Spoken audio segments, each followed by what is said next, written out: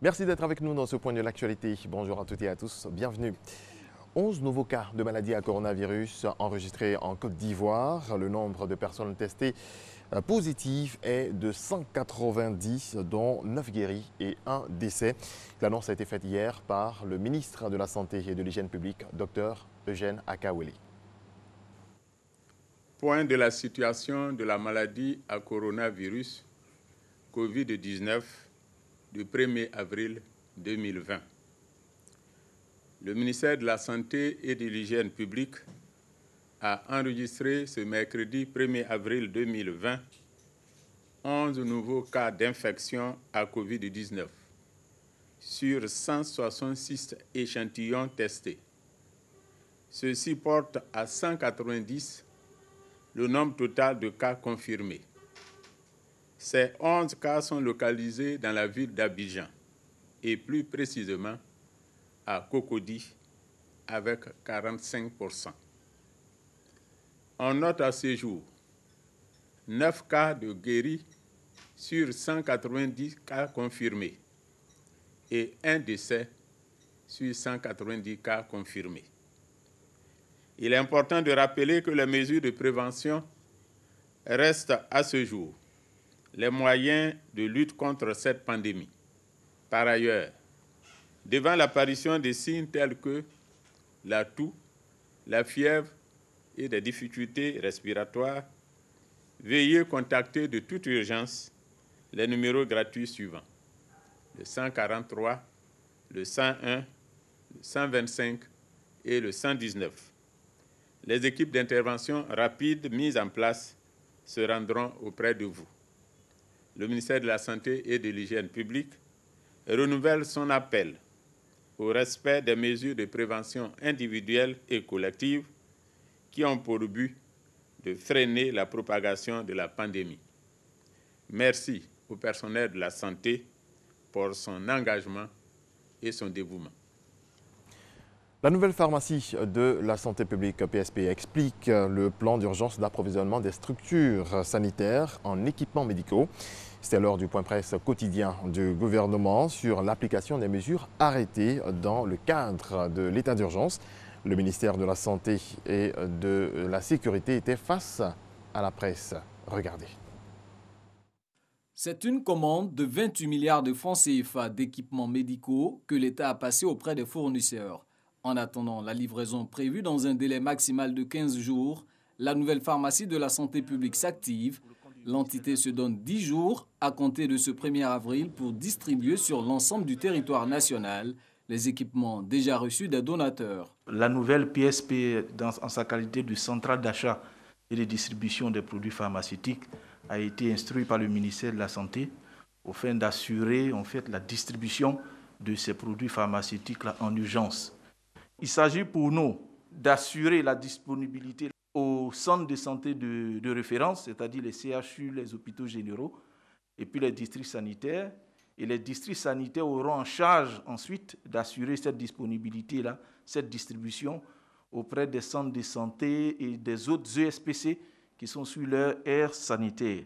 On s'est donné en tout cas 10 jours pour que tout ça soit disponible dans les centres de santé publics. Seules les combinaisons et les tests de dépistage ne feront pas l'objet d'une distribution à grande échelle compte tenu de leur spécificité. Quant aux médicaments destinés au traitement symptomatique de la maladie à coronavirus, aucune inquiétude à se faire sur le niveau de stock disponible. Pour l'arsenal thérapeutique destiné à gérer tous les symptômes de l'infection virale est présent au niveau de la nouvelle PSP. Et c'est ce qu'on utilise, parce que vous avez vu qu'on dit qu'il y a eu des cas, qui sont pris en charge dans les structures de confinement et de prise en charge. Donc c'est ces médicaments-là qui sont à chaque fois livrés, qui sont à chaque fois donnés sur la base des commandes que ces structures sanitaires font. Concernant le volet sécuritaire, les forces de sécurité en appellent au civisme vu le nombre grandissant des personnes interpellées pour violation du couvre-feu. Je voudrais donc ici en appeler au civisme de nos concitoyens et leur demander de cesser toute velléité d'infraction pendant le couvre-feu. Je voudrais par ailleurs vous indiquer que hier, il a été question de riposte vigoureuse désormais au niveau de la police nationale et des FDS, qui tout en respectant les principes de respect des droits de l'homme, continueront de rester fermes pour protéger les populations ivoiriennes. Parmi les 16 individus interpellés dans la nuit du mardi, 4 ont été identifiés comme auteurs d'un acte d'agression à l'arme blanche perpétré la semaine dernière dans la commune d'Abobo. Le reportage de Mahama Traoré. Le plan économique et social du gouvernement face à la maladie à coronavirus a été livré par le Premier ministre Amadou Gon Coulibaly. Retour justement sur les grandes décisions annoncées avec Adama Koné. C'est ensemble, dans l'union. Le président de la République, Alassane Ouattara, a livré la vision de la lutte contre le Covid-19 le 23 mars dernier. Il appartenait au gouvernement de traduire cette vision en stratégie opérationnelle. Le mardi 31 mars, le Premier ministre Amadou Gon Coulibaly est donc monté au créneau pour dévoiler le plan de riposte économique et sociale au Covid-19.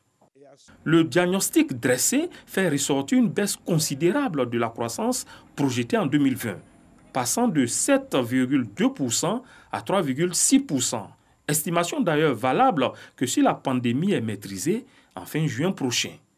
Les secteurs socio-économiques les plus touchés identifiés, les conséquences évaluées, le gouvernement peut alors définir d'abord son plan de mise à niveau, ensuite de relance de l'économie après la crise.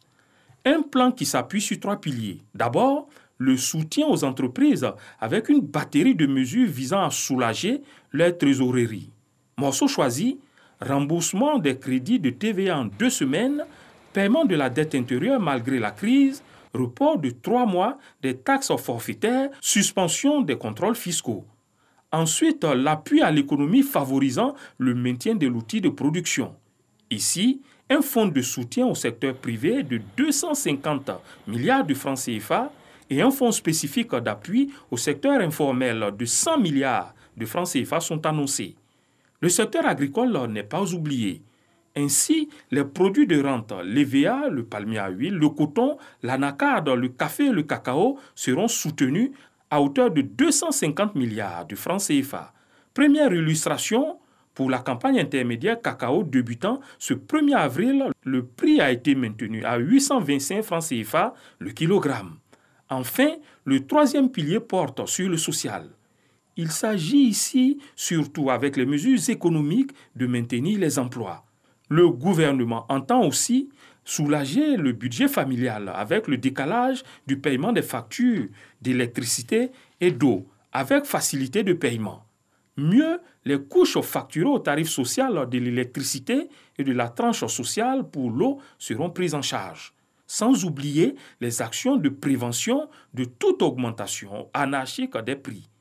La facture de toutes ces actions du gouvernement en faveur des entreprises et de la population s'élève à 1 700 milliards de francs CFA. Et sur le différé de paiement des factures de la CIE d'avril à juillet 2020, suivant les explications du ministre du Pétrole, de l'Énergie et des Énergies renouvelables, Abdrahmane Cissé. Noël Gnagno nous en parle. La pandémie à coronavirus, un mal aux impacts socio-économiques sans précédent pour les ménages. Le gouvernement a décidé depuis ce mardi 31 mars d'atténuer ces impacts à travers des mesures sociales, les rendre plus explicites, principalement pour le secteur de l'électricité. Voilà l'objectif du ministre du Pétrole, de l'Énergie et des Énergies renouvelables au cours du point presse quotidien de ce mercredi, 1er avril. Dans le secteur de l'énergie, il s'agit de 2 principales mesures. Premièrement, le report pour l'ensemble des ménages des dates limites de paiement d'avril et mai 2020 des factures d'électricité. La date limite de paiement d'avril 2020 a été reportée à juillet 2020 et celle de mai 2020 a été reportée en août 2020. Deuxièmement, le gouvernement a décidé de la prise en charge des factures d'électricité des ménages abonnés au tarif social d'électricité devant être payés en avril et mai 2020. Les ménages ont donc un différé de 3 mois pour s'acquitter de leur facture de consommation de l'électricité sans pénalité et à leur rythme. Quant aux bénéficiaires de la tranche sociale, l'État prend en charge leur consommation. Pour les ménages abonnés au tarif social d'électricité, ayant déjà réglé la facture reçue au mois de mars, un avoir équivalent au montant de la dite facture leur sera octroyé sur leur prochaine facture. Pour les abonnés à l'électricité en mode prépaiement, la prise en charge de l'État leur sera octroyée dès la semaine prochaine sous la forme d'un crédit d'énergie gratuit. Les modalités pratiques pour disposer de ce crédit gratuit seront communiquées par la CIE. Vous avez 40% d'abonnés en Côte d'Ivoire qui bénéficient de ce tarif. Notons que pour le volet des ménages défavorisés, l'État va débourser environ 10 milliards de francs CFA. Sur le continent Gambie, le secteur du tourisme est à l'arrêt après la faillite du voyagiste britannique Thomas Cook fin septembre. Les manifestations politiques de décembre et janvier exigeant la démission du président Adama Barrow, il doit maintenant faire face à l'épidémie de coronavirus. Les touristes ont fui la Gambie avant la fermeture de l'espace aérien décidée en début de semaine. Le secteur, il faut le rappeler, représente 20% du PIB et emploie directement plus de 30 000 personnes. En bref, la conférence internationale sur le climat COP26 qui devait se tenir à Glasgow en novembre prochain est reportée en raison de l'épidémie de coronavirus, a annoncé hier le gouvernement britannique, recevant les soutiens des associations environnementales. C'est tout pour ce point complet sur l'actualité. Merci à toutes et à tous de votre attention. Merci.